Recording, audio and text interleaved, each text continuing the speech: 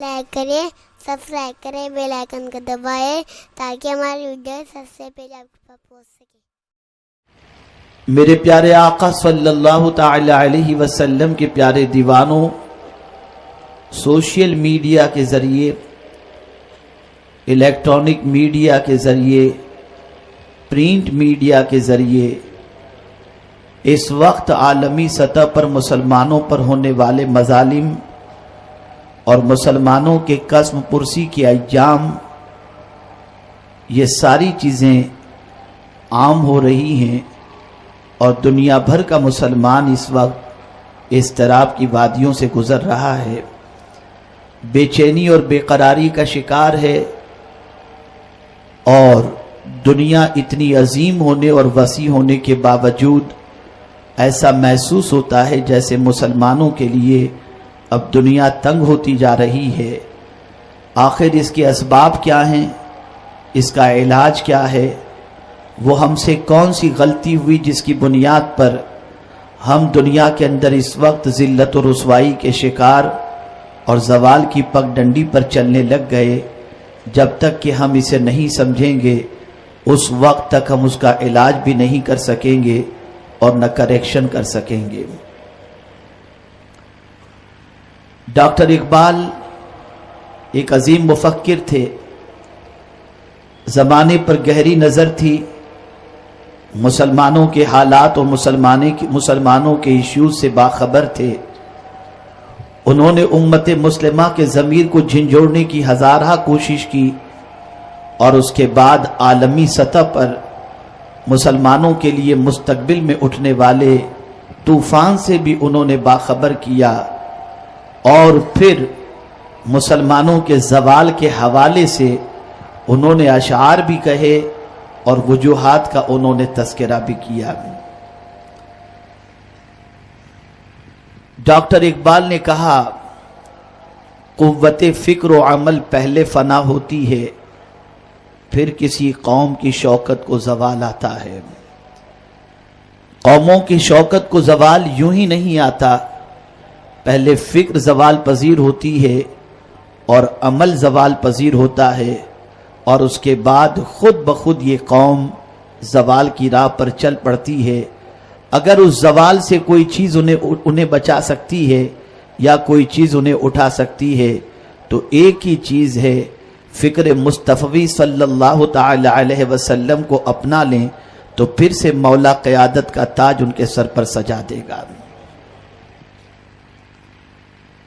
میں آج قرآن و حدیث کی روشنی میں آپ کو یہی سمجھانا چاہتا ہوں کہ وہ کون سی فکر ہے جس فکر سے مسلمان نے کنارہ کشی اختیار کی، جس کی بنیاد پر یہ قوم زوال پذیر ہو گئی۔ کیا وہ فکر معاش ہے؟ کیا وہ فکر تعلیم ہے؟ کیا فکر صحافت ہے؟ فکر ثقافت ہے؟ آخر وہ کون سی فکر ہے؟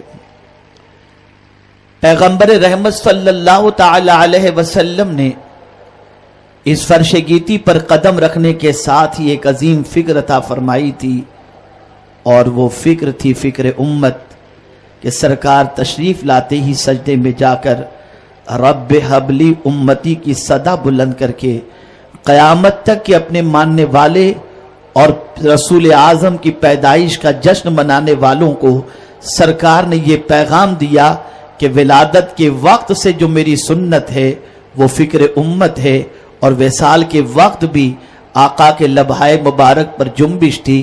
رسول گرامی وقار صلی اللہ علیہ وسلم اس وقت بھی اپنی امت کے حوالے سے دعا مانگ رہے تھے۔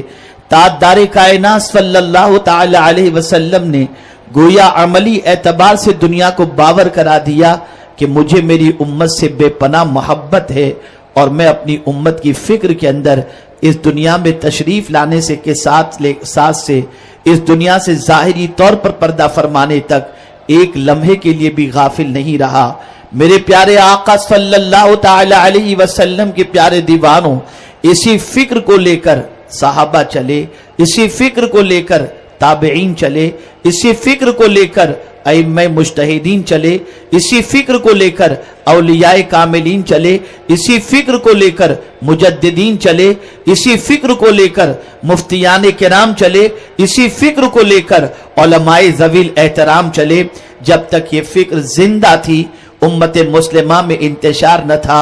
जब तक ये फिक्र जिंदा थी हमारी कौम ताजदार बनकर के जी रही थी। जब तक ये फिक्र जिंदा थी उम्मत को जवाल की तरफ कोई ले जाने की ताकत नहीं रखता था। लेकिन उस फिक्र की जगह पर जब से खुद गर्जी ने जन्म ले लिया और खुद गर्जी और मफाद परस्ती हमारी जिंदगी में दाखिल हो गई, तब से ये कौम जवाल पजीर हो गई। आज सीरिया से लेकर फिलिस्तीन तक और इराक से लेकर के अफगानिस्तान तक अगर मुसलमानों की खून से खेला जा रहा है तो उसकी सबसे बड़ी वजह यह है कि फिक्र मुस्तफवी निकल गई और खुदगर्जी ने उस जगह पर जगह बना ली है। और इसी खुदगर्जी का नतीजा है कि आज जमीन भी हमारी है, हथियार भी हमारे हाथों में है, खून जिसका बहाया जा रहा है वो भी अपने हैं और पैसा भी अपना है। अफसोस की बात है हमने सबक फरामोश कर दिया, हमने रसूल आजम की फिक्र को फरामोश कर दिया, ताजदारे कायनात सल्लल्लाहु अलैहि वसल्लम की फिक्र को हमने पसे पुष्ट डाल दिया, जिसका नतीजा है कि आज जमीन पर अदम इत्तेहाद, आज जमीन पर एक दूसरे की आबरू से खेलना और आज जमीन के ऊपर एक दूसरे की इज्जत से खिलवाड़ करना, यह आज मुसलमानों का जो है मशगला बन चुका है और मुसलमान इस तरफ अपनी तवज्जो को मबजूल किए हुए हैं।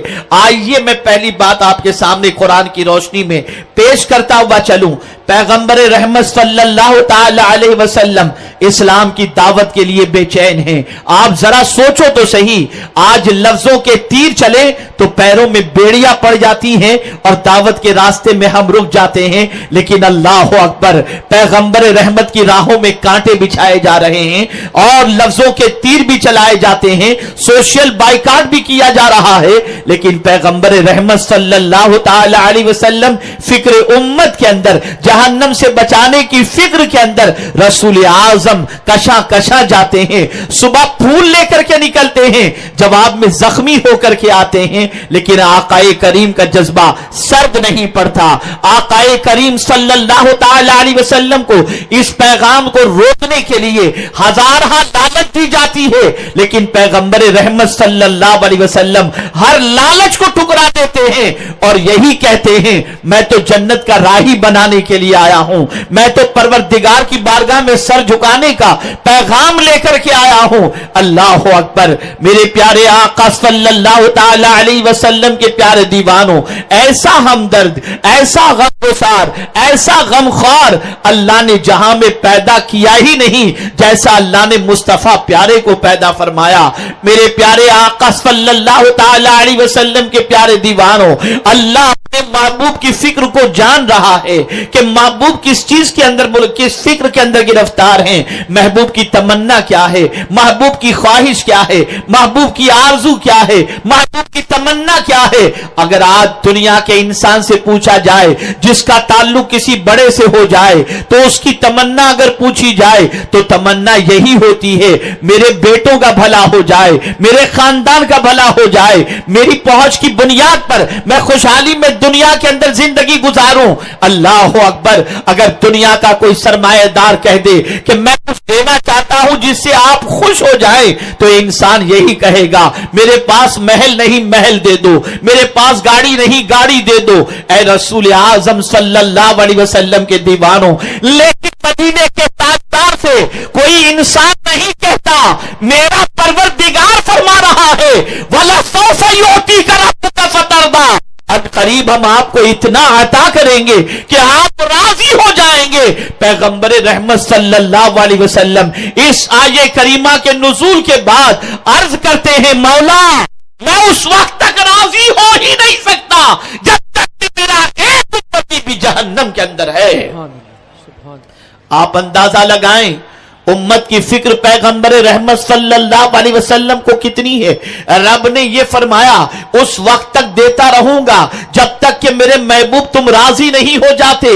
اللہ اکبر. پیغمبر رحمت نے بھی تیہ کر لیا کہ جب تک میرا ایک امتی بھی جہنم میں ہے میں راضی نہیں ہوں گا. اسی لیے حضرت امام باقر رضی اللہ تعالیٰ عنہ اہل عراق سے فرماتے ہیں کہ تمہارے نزدیک یا عبادی الذین اسرفوا علی انفسہم لا تقنطوا من رحمت اللہ ان اللہ یغفر الذنوب جمیعا، یہ حوصلہ افزا آیت ہے. لیکن ہم اہل بیت کے نزدیک وَلَسَوْفَ يُعْطِيكَ رَبُّكَ فَتَرْضَىٰ، یہ ہمت افزا آیہ کریمہ ہے. اے رسول گرامی وقار صلی اللہ تعالی علیہ وسلم کے دیوانوں، ہر موڑ پر حضور نے اپنی امت کی فکر کی، ہر معاملے میں اپنی امت کی فکر کی، ہر حال میں اپنی امت کی فکر کی. امت کی فکر کا اندازہ لگانا ہو تو پیغمبر رحمت صلی اللہ علیہ وسلم کے ارشادات سے اندازہ لگائیں، آپ کے فرمودات سے اندازہ لگائیں، آپ کی شب بیداری سے اندازہ لگائیں، آپ کی پروردگار کی بارگاہ میں گریہ وزاری سے اندازہ لگائیں، یہاں تک کہ پروردگار سے ملاقات کے وقت اللہ کے رسول صلی اللہ علیہ وسلم نے جو اپنے رب سے ہم کلامی کا شرف حاصل کیا، اس وقت کے کلمات کو پڑھیں تو پتہ چلے گا کہ پیغمبر رحمت کو اپنی امت کی کتنی فکر تھی. اللہ اکبر. میرے پیارے آقا صلی اللہ تعالی علیہ وسلم کے پیارے دیوانوں، آئیے میں کچھ ارشادات آپ کے سامنے رکھوں، شاید آپ کے علم میں کچھ اضافہ بھی ہو سکے اور فکر کا کریکشن ہو سکے. ڈاکٹر اقبال نے جو کہا ہے قوت فکر و عمل پہلے فنا ہوتی ہے، یہ فکر امت ہی تو ہے. اللہ اکبر. جب تک رسول اعظم کی امت کی فکر تھی اور اس سنت پر عمل تھا، دنیا میں مسلمانوں میں خوریزیاں نہیں تھی، مسلمانوں میں جنگ و جدال نہیں تھا، مسلمان متحد تھا. دنیا کے کسی خطے کے اندر کسی مسلمان کو تکلیف ہوتی تھی، ساری دنیا کے مسلمان بے قرار ہو جاتے تھے. یہ فکر مصطفیٰ جان رحمت سے صحابہ نے لی تھی، یہ فکر صحابہ کرام علیہم الرضوان سے تابعین نے لی تھی اور مومنین نے لی. میرے پیارے آقا صلی اللہ تعالی علیہ وسلم کے پیارے دیوانوں، آقا کریم کی دیکھیں، جگہ جگہ پر امت کا خیال دیکھیں، بارہا امت کے حوالے سے ہر چھوٹی سی چیز کے اندر رہنمائی کا پیغام دیکھیں. میں حیران ہوں. اللہ اکبر. آقا کریم صلی اللہ علیہ وسلم اپنی امت سے فرماتے ہیں کہ دیکھو جہاں کسی زمین پر سوراخ ہو وہاں پر استنجا نہ کرنا، وہاں پیشاب نہ کرنا. ہو سکتا ہے اس میں کوئی کیڑا ہو، موذی جانور ہو، تم استنجا کرو اور اس کی وجہ سے وہ موذی جانور تمہیں اذیت پہنچائے. یا آپ کی عظمتوں پر قربان کہ امت کے سلسلے میں اتنی چھوٹی چھوٹی باتوں پر بھی آپ نے اتنا خیال کیا کہ کہیں سے امت کو تکلیف نہ پہنچے، ایسے ارشادات عطا فرمائے. میرے پیارے آقا کے پیارے دیوانوں، اس امت کا معاملہ یہ ہے کہ رسول اعظم صلی اللہ تعالی علیہ وسلم کے ان ارشادات کو پس پشت رکھے ہوئے ہیں، درد امت کو پس پشت رکھے ہوئے ہیں، فکر امت کو فراموش کیے ہوئے ہیں. آپ اسی طرح سے آگے دیکھیں، آقا کریم صلی اللہ علیہ وسلم فرماتے ہیں جس چھت دیوار نہ ہو، بارڈر نہ ہو، اس چھت پہ رات کو سویا نہ کرو. اللہ اکبر. کہیں نیند میں لوٹتے لوٹتے وہ چھت کے اگر کنارہ اور بارڈر نہیں ہے تو گر نہ جاؤ، اس لیے بارڈر والی چھت ہی پر تم آرام کیا کرو. میں حیران ہوں یا اللہ، رات کو کوئی چھت پر سوتا ہو، اگر چھت کی بارڈر موجود نہ ہو، دیوار موجود نہ ہو تو سرکار فرماتے ہیں ایسی چھت پر نہ سو.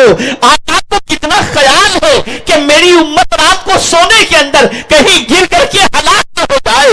اتنا خیال نہ ماں رکھتی ہے، اتنا خیال نہ باپ رکھتا ہے، اتنا خیال نہ رشتہ دار رکھتے ہیں، اتنا خیال نہ کوئی اور رکھتا ہے جتنا خیال اپنی امت کا پیغمبر رحمت نے رکھا. کائنات میں کوئی ایسا غم گسار ہمیں نظر نہیں آتا ہے. سبحان اللہ، سبحان اللہ، سبحان اللہ، سبحان اللہ. آپ ذرا سوچیں، مرغ مسلم آپ کھائیں، روغن والی مرغ مسلم اچھی طریقے سے آپ کھائیں، ہاتھ آپ کے چکنے ہو جائیں.